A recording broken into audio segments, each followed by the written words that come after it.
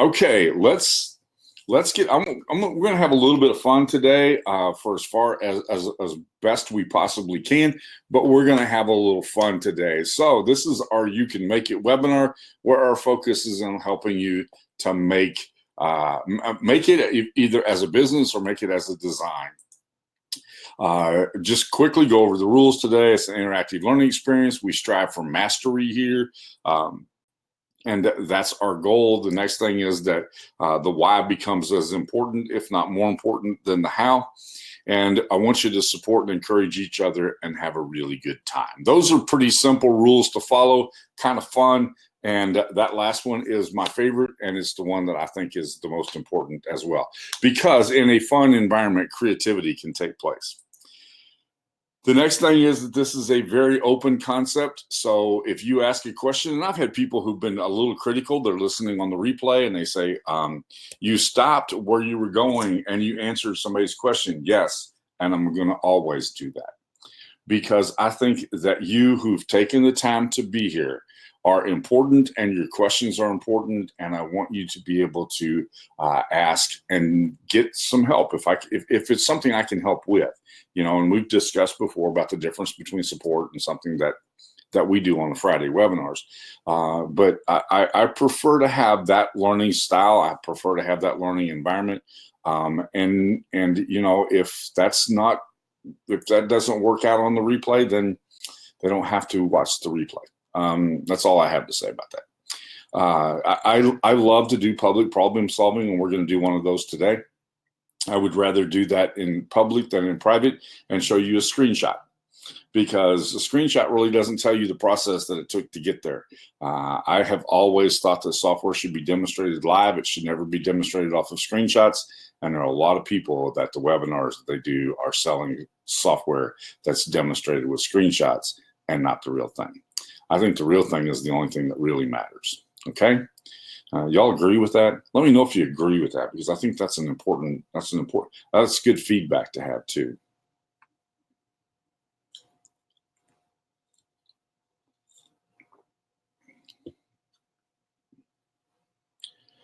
All right, let's talk a little bit about what's going on in the group. Now, we've got people who are looking for timelines and products and all kinds of, and I'm not going to get into any of that, because none of that, I have nothing to do with any of that. That's not my space, and I don't want to have anything to do with it.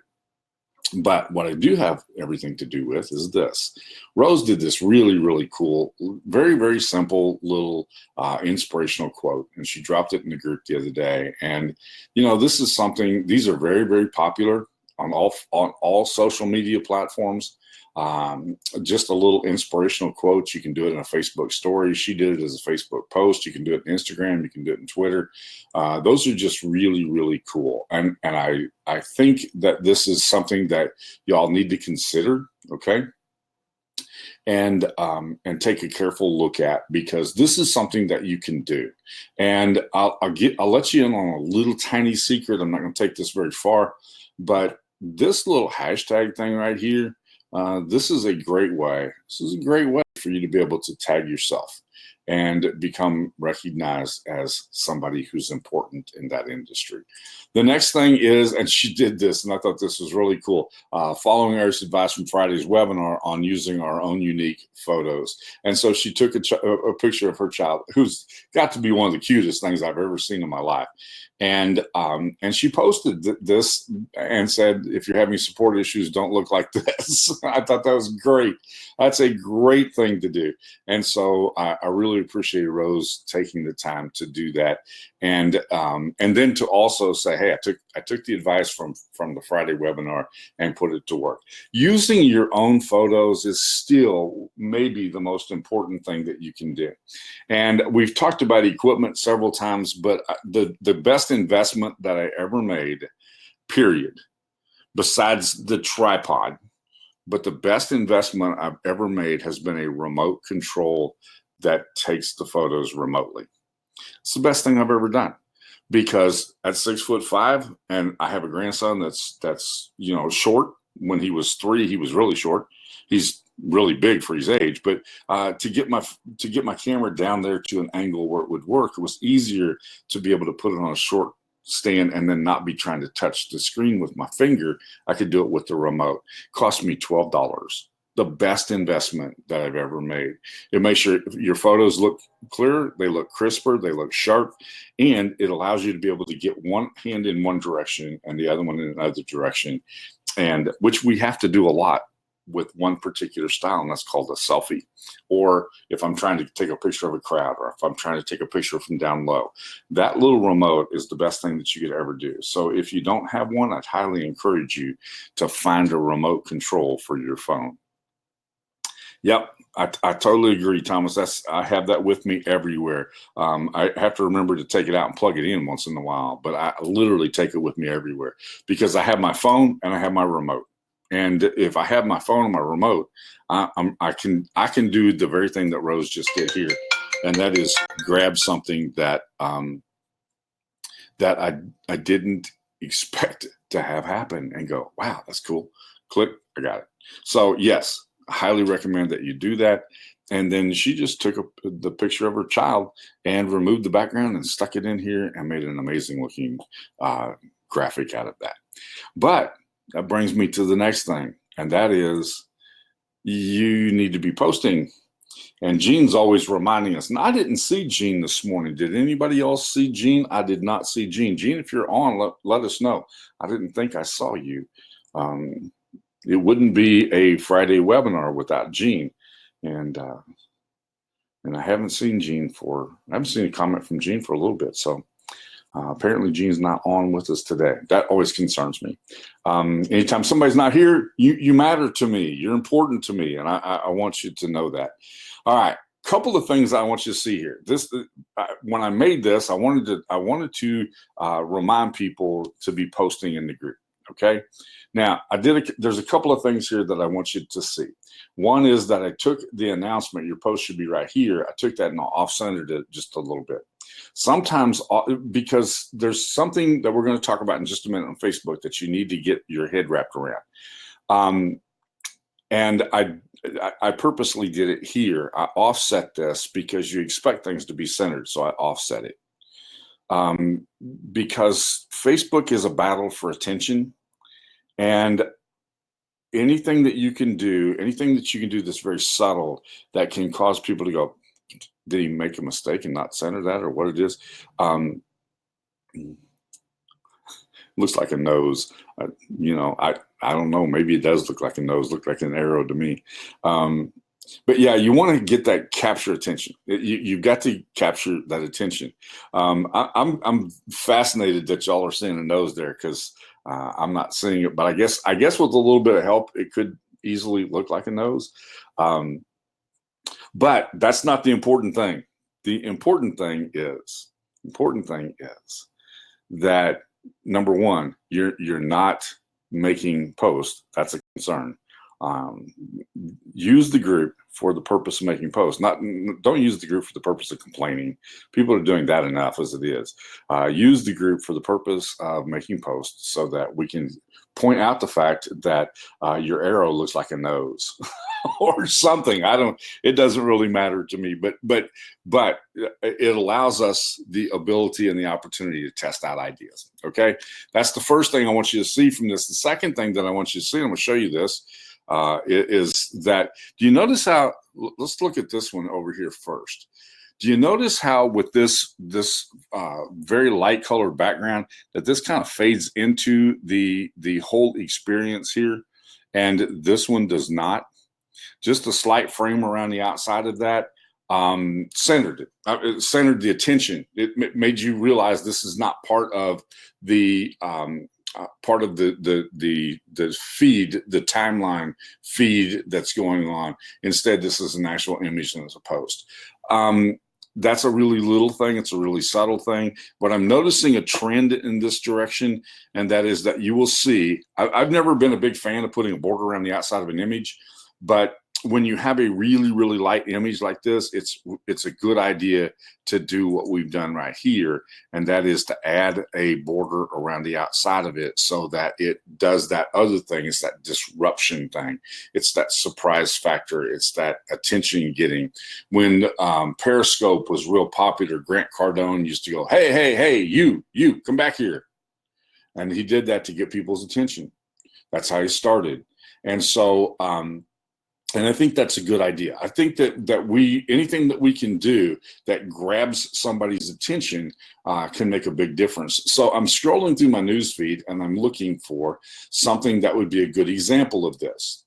And as I'm going down through the news feed looking for the example of this, did anybody else lose the sound? Okay. All right. Somebody tell Nadine how to refresh her screen, please. That will help her. Because it won't do me any good to tell her because she's lost her sound.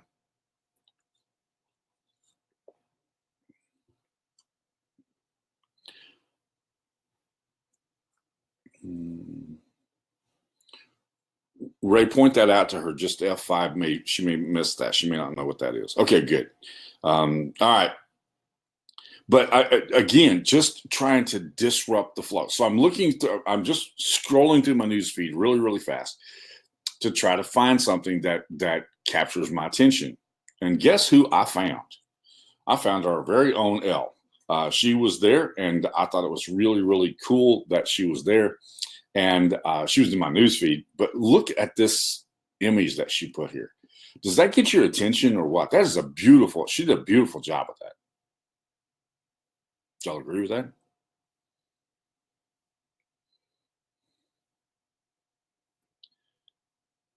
I just thought this was gorgeous.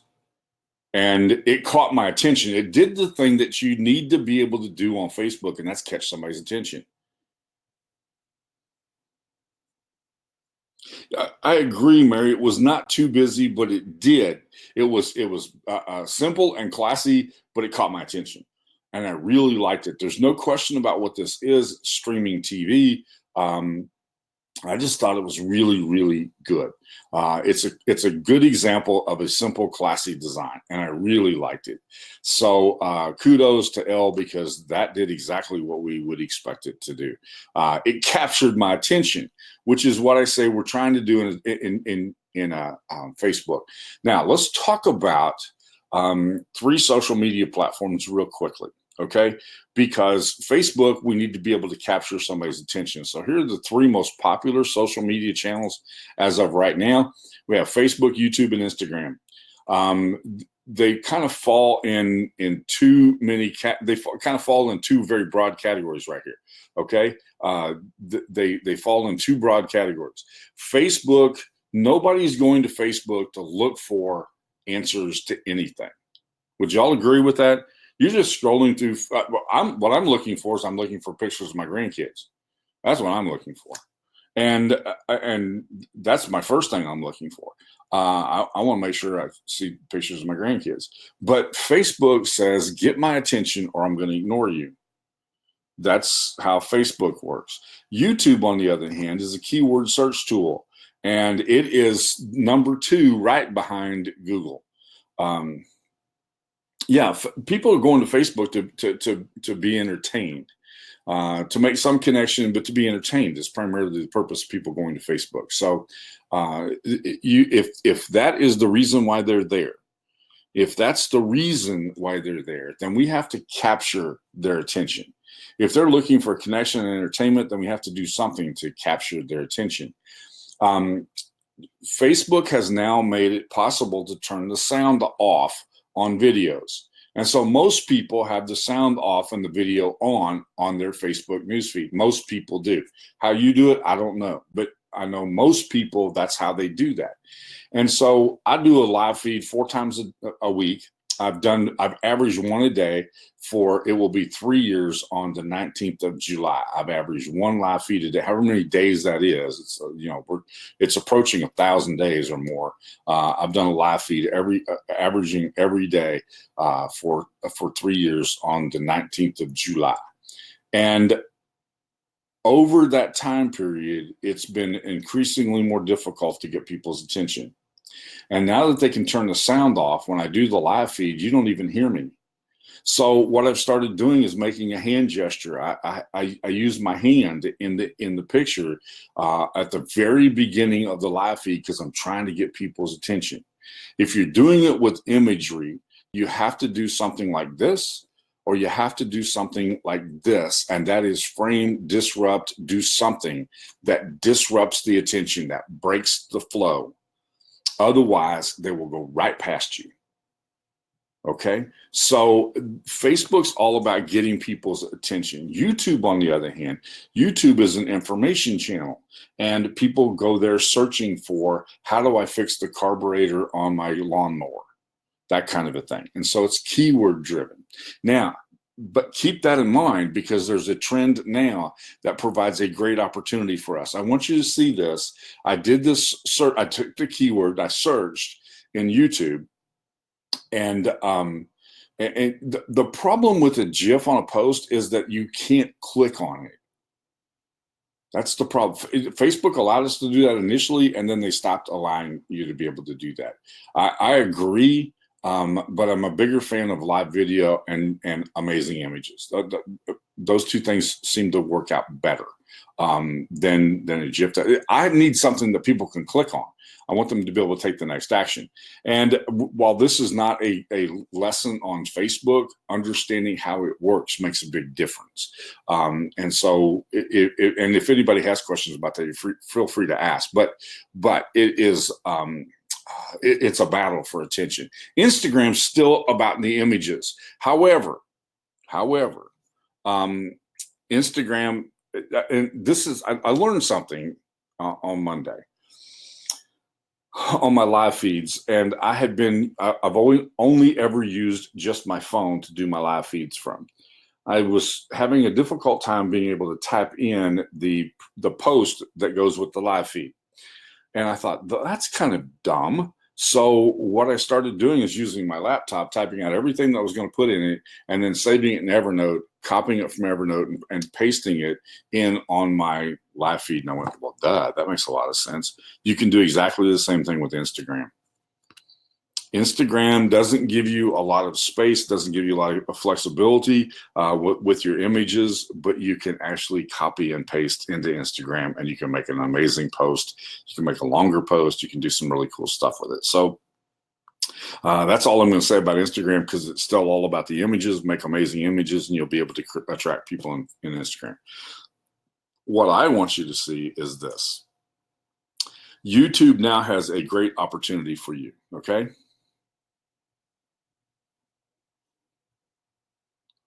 Take a look at this. I typed in the search. I typed in the keyword Facebook marketing 2019. Look at the top images that came up. Look at the splash page, the thumbnail on the top images that were returned. What do you notice about those? This is a test, so y'all need to respond.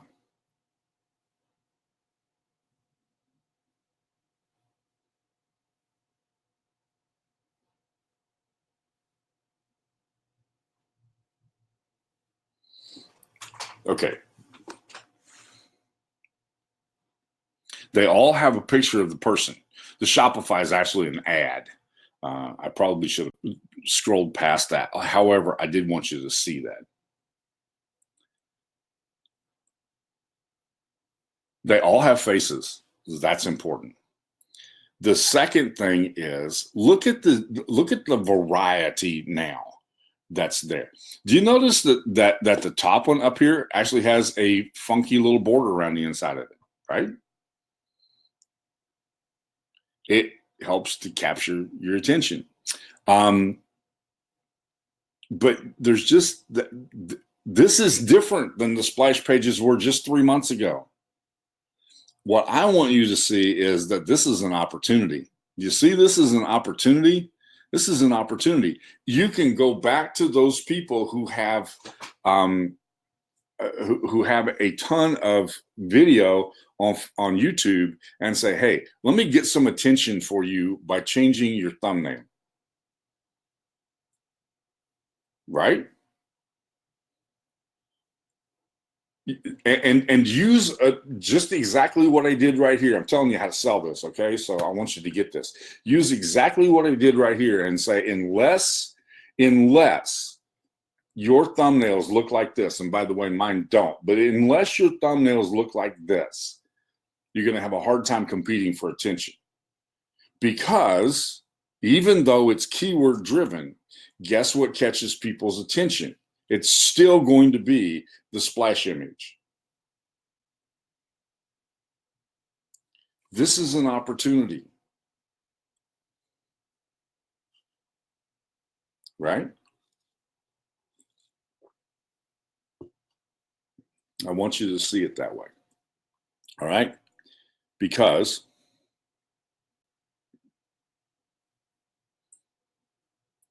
this is what I want you to do. This is your path to success. If you want to use the tools that you have at Udesign and help you to build a business, this is your path to success.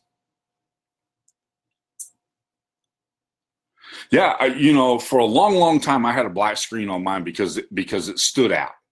It literally stood out. And people made fun of me because it stood out. Stood out, had big, bold, yellow letters on it. And that's still the one I use, but I need to move away from that because we're seeing a little more innovation on that. Oh, yes, absolutely. You don't have to change anything on the video other than the thumbnail. So it doesn't lose any of its views. It doesn't lose any of its rating. It doesn't lose any of it how it's ranked. You've just increased the likelihood that somebody's going to click on it. So this is a huge opportunity for you. All right. So this is your path to success. Find something that you can sell. Then number 2, and this is so important, suck at selling it. Don't quit and get better. I've trained tens of thousands of salespeople. And this is what I taught all of them to do. Find something that you can sell. Here, we've got this thing that you can sell. Find something that you can sell and then suck at it, because you're going to make mistakes. You're going to do something wrong. And when you suck at it and you don't quit, guess what you do next? You get better. Sharon's asking a question. I thought you needed to upgrade to do a different thumbnail. The answer to that question is no. You need to have a certain number of videos. I don't know what it is. I don't remember what the rules are right now. But once you have a verified account, then you'll be able to upgrade. Okay. And Dorn has nailed it, because everybody sucks at the beginning. If you think you're going to walk out and immediately be incredibly successful, you don't. It just isn't going to happen. Find something that you can sell. Suck at it. I don't know how else to put it, but when you do that, it's amazing what happens. Here's your opportunity. You'll meet these people everywhere and say, hey, let me help you with your YouTube. I don't care what price you put. For $45, I'll go in and I'll change 3 of your, it doesn't matter. Whatever price tag you put on it, because notice here, this doesn't say anything about the price. Do something, suck at it, and get better. That's just, this is a simple path to success, all right? Here's how you do it. It's really easy. You learn something, you unlearn it, and then you relearn it. Your whole life you'll spend learning things, unlearning them, and relearning them. If you understand that I'm going to spend my lifetime learning something, that's going to become obsolete. I have to unlearn it and I have to relearn it. Then you're on a short path to a big future. Learn, unlearn, relearn. Because that's the way that you get through. I just wanted you to see the unlearn part, because that's so important. And you can even, as Robert says, you can even give a free one for the first one. It doesn't make it. It's a few minutes. It's a little bit of innovation. It's a few minutes. You remove a background, do whatever. Okay. All right. So I try to spend the first 30 minutes talking about things like that. And I do that because I've talked about this journey a lot. I'm going to stop. This is going to be the last week that we're going to have this up here. But the journey is, the tool wasn't enough. We realized that there were other things that you needed, because the fact is that people don't buy design, they buy results. The reason why these people changed their Facebook, their YouTube, because they wanted to stand out. They wanted to get results. They knew that this was a keyword tool. And so I'm now presented with six thumbnails. Which one am I going to click on? I'm going to click on the one that gets my attention, right? So they were looking for results. People buy results. You're not selling them a splash image. If you go up here, you're not selling the splash image. You're selling what that splash image does on a keyword tool that will help them to get attention, that will cause somebody to click on. They buy results.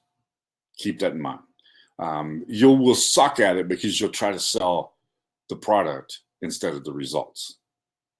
And you need to sell the results. Okay? All right. That's the applied knowledge part. Applied knowledge is learning that is used in various situations and contexts. The only way you have applied knowledge is to follow this path right here. Find something that you can sell, suck at selling it, don't quit, and get better. And that results in applied knowledge. It's a fairly simple path. There's nothing complicated about that, right? Understand? Next week, not next week. Again, I don't know about next Friday. I've mentioned this several times. I don't know about next Friday. There is a possibility that I will not be available to do a webinar next Friday. And the reason is because my birthday is next week, and my wife always takes me off on some adventure the week of my birthday. She can get 2 days vacation time, and we get a whole week off. And so she grabs me and we go someplace, and she never tells me where we're going to be. And so I've told people, she might have me in an underground bunker. I don't know. We've spent a day in a cave on July the 5th. So I don't know where we'll be on that day, but probably not here with you. I'll probably be someplace with my wife and maybe one of the grandkids if things work out well. All right. But what I want to begin the next time is, and this is really simple. I got this years and years ago from James Allen in a book that he wrote 125 years ago about systems. And his statement is that his system, and I don't have it on the screen, his statement is that that a system is a process whereby, are you ready for this one? A process whereby confusion is rendered impossible. So we'll talk about building systems that work for you in the first half of our webinar, starting the next time that we meet, okay?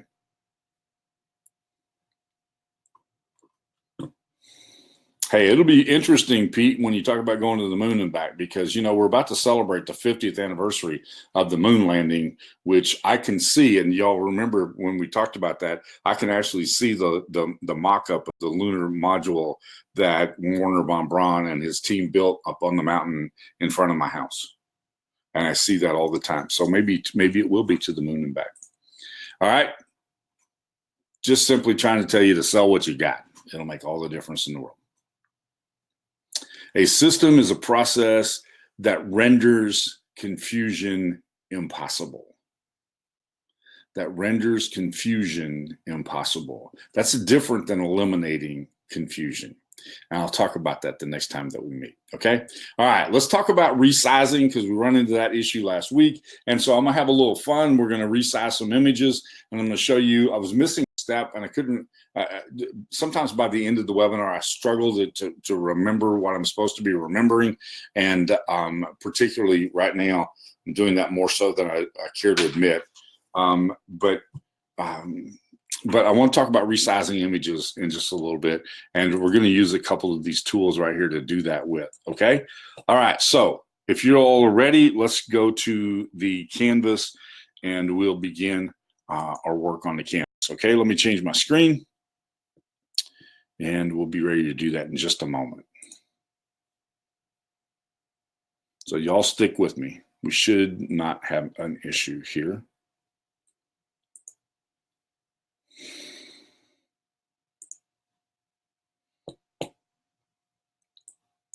I have to get the right screen up before I can do this. So stick around.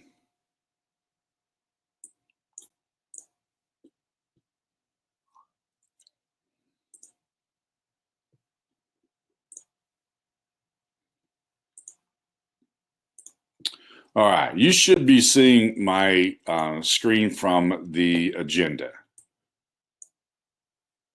Is that what everybody's seeing?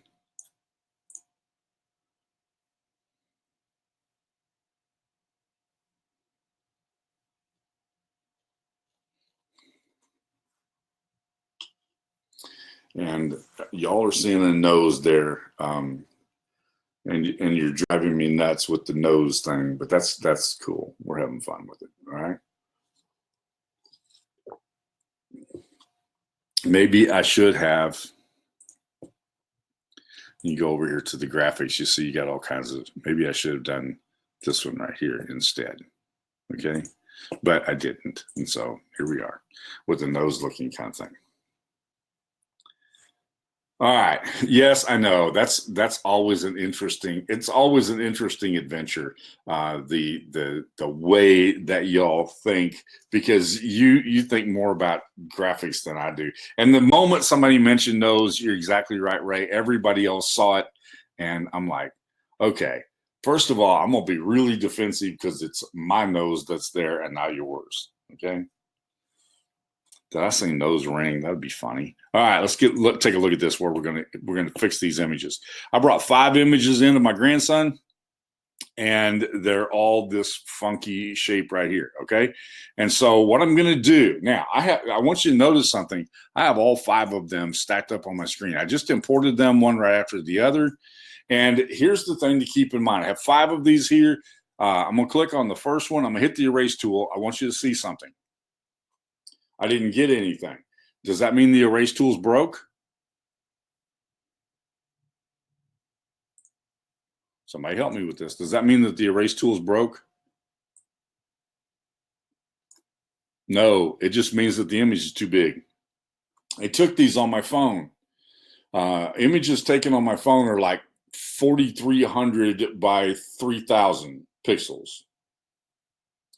And so it makes the image just way too big to be able to remove the background. So I have to resize the image before I import it. But I have them right here. So this is what I'm going to do. All right. I'm now going to save these, and I'm going to save them all 500 by 500 so we can make a collage out of it. Because that was the question that Bill asked last week, and we started to work on that, and we needed to do this step. And what I didn't have was 5 images that were roughly the same size, so I could make them a different size. Now we've got that, and so we're going to make this happen. Now watch what I'm going to do. I'm going to take advantage of the tools that I have here. I've clicked on the first image. All 5 of them are sitting on my canvas, right? I have all 5 of those images now sitting on my canvas. So this is what I'm going to do. I'm going to make this image, the top one, I'm going to make it a background. Okay. Now it is on top and it's sized properly because it's the background. It didn't distort the image. Did you notice that it didn't distort the image when I did this? There was no distortion in the image, and you see them all right here. There was no distortion in the image. I told you we were going to have fun with this. So these are kind of entertaining. No distortion in the image. And that's it. So now what I'm going to do is I'm going to download this. All right.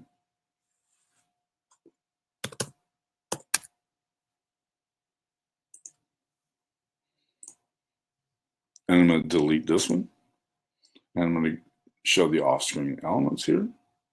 Again, we're taking advantage of all the tools that we have. Show the off-screen elements. I'm going to grab another one of these images and pull it in. I'm going to set it as the background. I'm going to download it. Lilibet's asking the question, what's the largest size on a single image where the background can be easily erased? About 3,000 pixels. It depends on a couple of other things, but about 3,000 by 3,000 or 2,300 by 2,300, something in that range. If it's more than 3,000, it's probably not going to pick it up. Just like it didn't pick this one up when I hit this erase background tool. It doesn't, it can't, it's too big. All right, I'm going to export this one.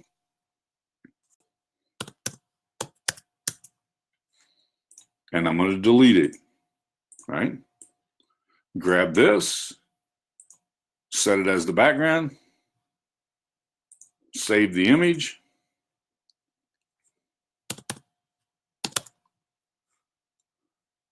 How easy is this, folks? I mean, seriously, is this a time saver?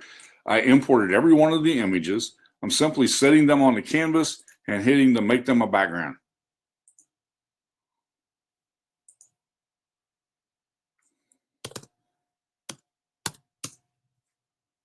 And now I'm going to delete this one. And what did it take me? 2 minutes, 3 minutes to make all of the, to resize these, right?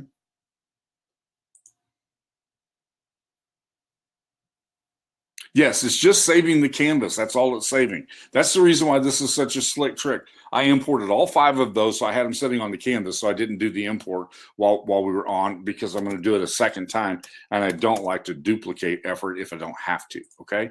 So what I have right now is I have 5 images that I have downloaded, those images properly sized. So I'm going to now bring those images back in, but before I do that, I have 500 by 500. So what I'm going to do is I'm going to change this to 1,000 by 1,000, right?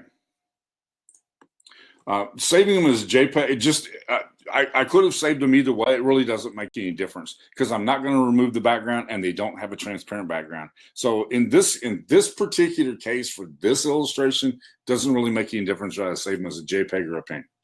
Okay. So now what I'm going to do is I'm going to upload the images that I just downloaded. And I know y'all can't see that, so just stick with me. All right. All right. That's the first one. We'll grab the next one.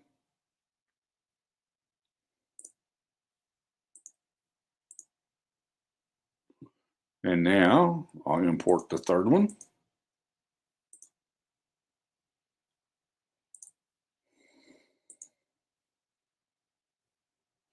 And I'll import the fourth one.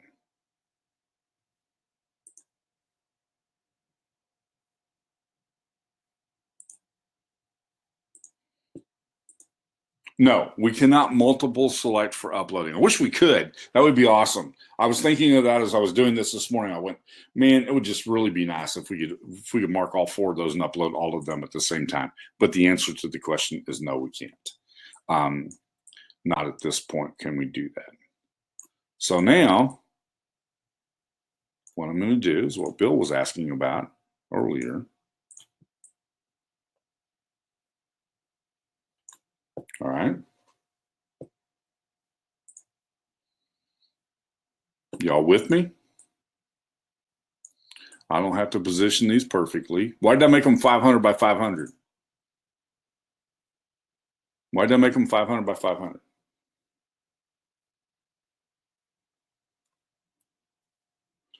Because they were square. That made them square. They were not square to begin with. That was the point I was trying to make, was that they don't have to be square. You could easily make them square.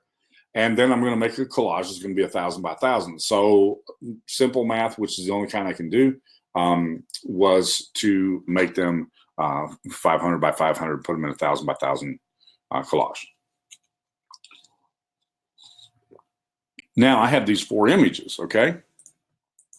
They don't have to be perfectly positioned in order to make this work, because what I'm going to do instead is come over here grab a vector image.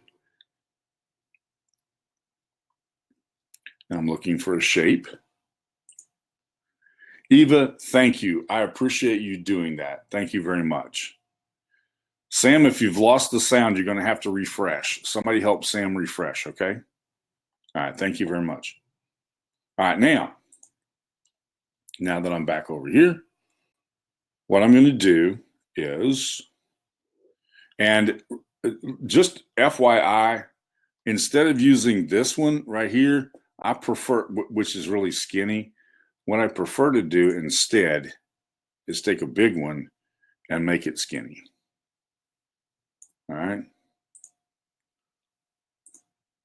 Y'all with me? Now, what I'm going to do, I'm going to change that. I'm going to make a drastic change in the background here. All right. I want to make this so that it does this. Now, come over here, and you see this little tool right here? I can center it horizontally. I just put that in the middle, right? Now I'm going to duplicate this. Again, we're using the tools over here. We've got all these amazing tools to use over here. So I'm going to take this, and now I'm going to duplicate it, move it down here, so I can grab this at the top, hold down my shift key, and I'm going to rotate it. Now I have it horizontally, right? I do that and move this out to the edge.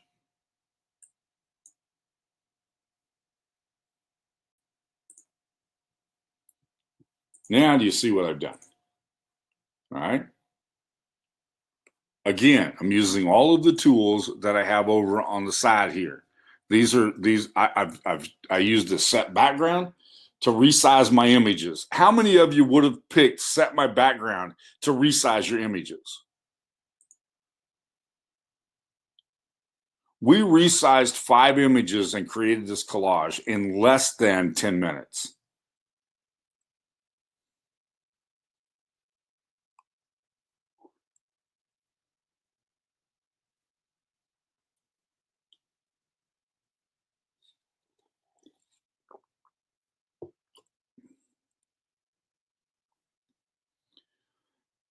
Now,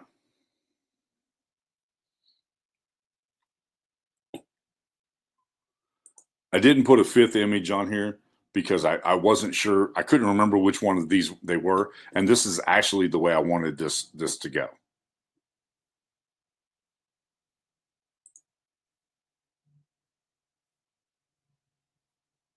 All right. Now, to clean all this up and make a nice, neat collage out of it, go over here to background and set the border. I'm going to make the border exactly the same color as this. There's 2 ways to do that, right?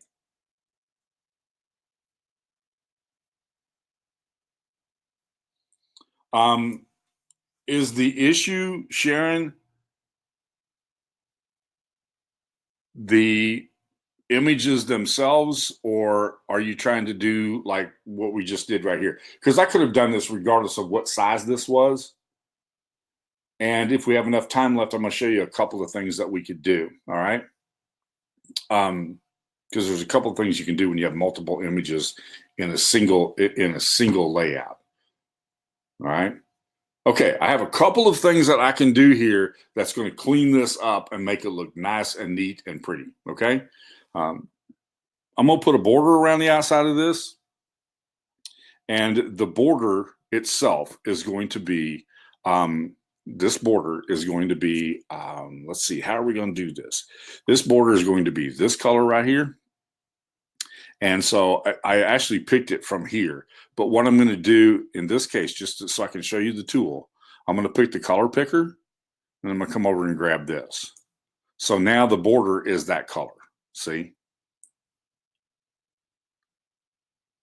Now I simply make the border the same size. How does that look?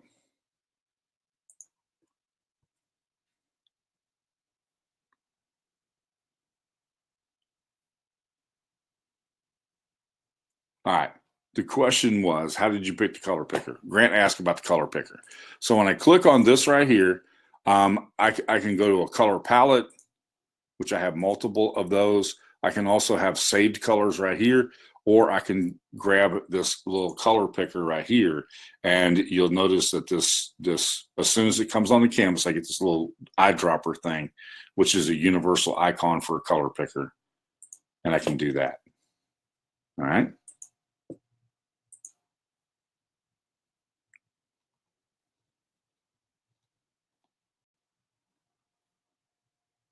All right, what I'm going to do is I'm going to address Sharon's question. What do you do when you have multiple images?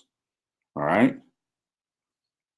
First thing I'm going to do is I'm going to shut off my border. That's the first thing I'm going to do. And I'm going to add multiple images here by changing my custom width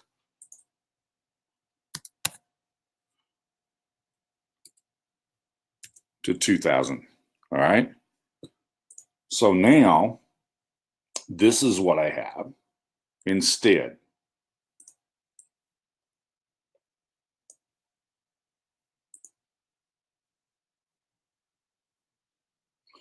What do you mean? What about the lines at the intersection? When you click off of this, if you're talking about these two white lines right here, when you click out of that area, they go away.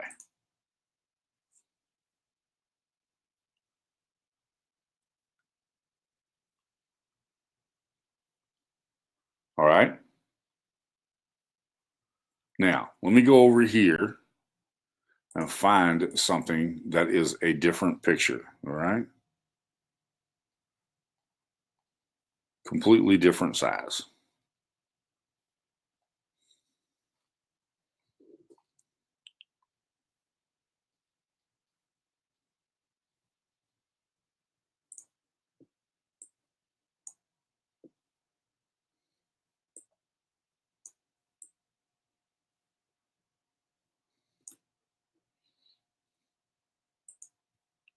All right. Are you all with me so far?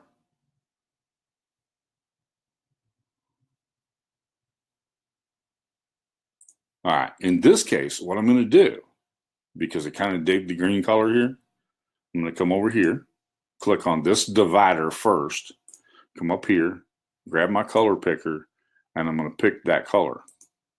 So now this color, and this color match, right? Does that make sense to everybody? Grab my border color, turn that on, do this. I already know that my border needs to be about 40 right there. Everybody along for the ride? I'm going to grab this one, which is my last one, and I'm going to make it that same color. With me? Now, I have one thing. I've got each one of these are in a box. I don't have one right here, right? So what I'm going to do, grab this one right here, and I'm going to duplicate it. And now I'm going to move it over. And there we go. Does that help answer your question, Sharon? Now, do you see what we've done? We've made two completely different outputs. Our output, two completely different outputs. And we resized and imported the images again and created two completely different outputs with two completely different border colors. And we did that in 20 minutes.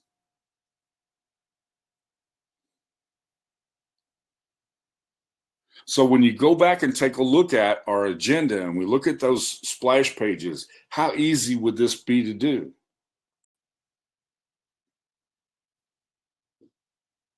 Sharon, that's an interesting question. Depends on how you want them to look. All right.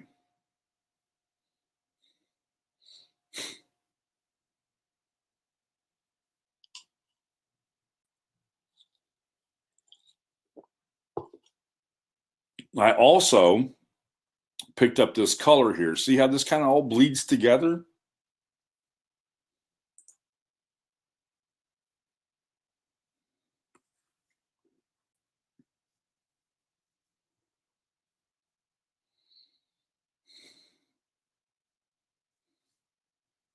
Bill, does that help you when we were talking about collages last week to kind of expand your thoughts about what could happen here?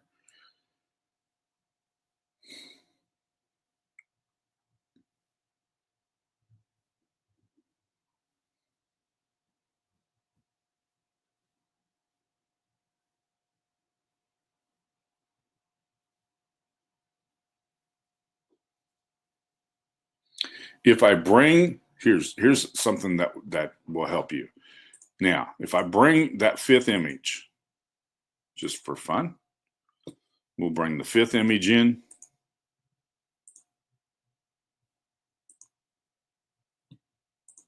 There it is right there. All right. So what I'm going to do with this fifth image is I'm going to replace this one right here. So I want it to go there, but I need to resize it. All right. Brought it in, made it full size. So I'm going to resize this image right there.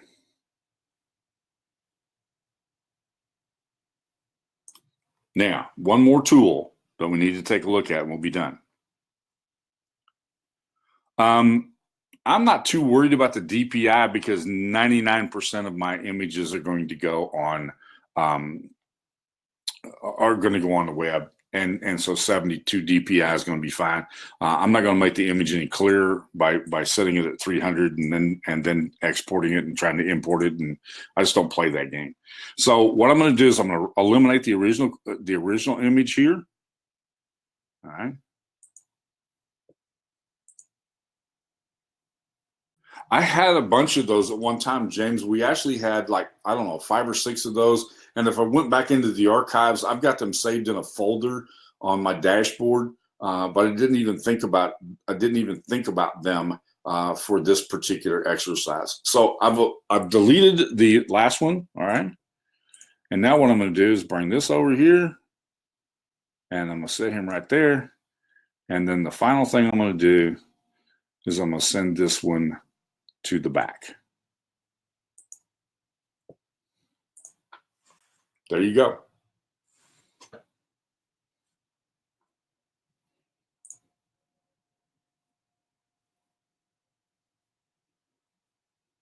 The answer to that question, I'm sorry, is no, I don't. There is not a layer tool. What I just illustrated was the closest thing to a layer tool that we have. That is one limitation that we have. We don't have a layer tool, but what I did was I took this image right here and I opened this up. We do have the ability to do some layering, which is what I just did. And that was I moved that from the front like this and moved it to the back like that. But it's right here. The place where you find that is right here. Okay. Now I still have a bunch of fuzzy stuff around the outside of this. And the reason why it's there is because I still have this hide off canvas. I have the off canvas elements turned on. So when I turn it off, it cleans all that up.